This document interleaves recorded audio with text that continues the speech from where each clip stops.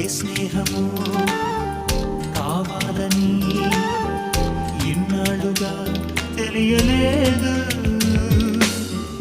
ఇచ్చేందుకే మనసుందని నాకెవ్వరు చెప్పలేదు.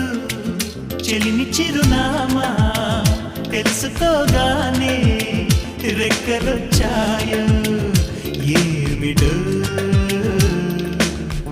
ఎటో వెళ్ళిపోయింది మనసు,